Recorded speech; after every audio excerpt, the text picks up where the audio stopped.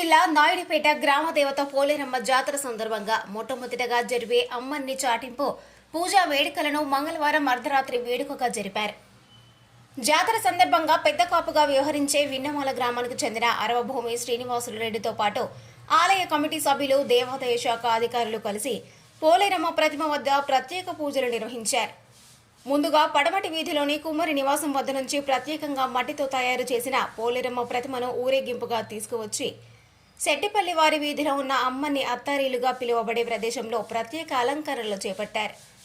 అక్కడి నుంచి పోలేరమ్మ ప్రతిమను బజారు వీధులలో ఉన్న కూడలి వద్దకు చేర్చి కుంభం పోసి ప్రత్యేక పూజలను నిర్వహించారు.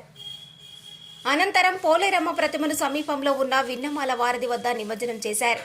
ఈ సందర్భంగా వారు మాట్లాడుతూ మే 5వ తేదీన రాత్రి గ్రామదేవత పోలేరమ్మ నిలుపు, 6వ తేదీన జాతర మహోత్సవాన్ని అత్యంత వైభవంగా నిర్వహించనున్నట్లు తెలియజేశారు.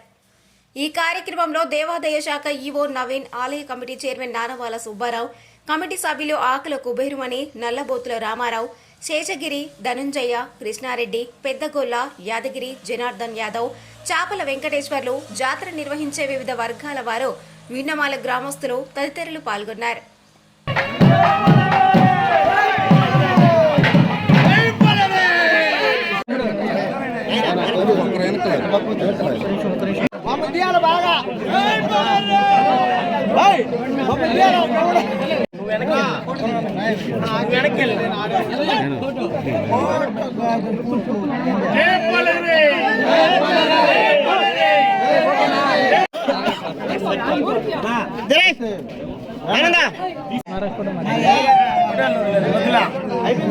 కానీ మీకు పని చేసుకోండి.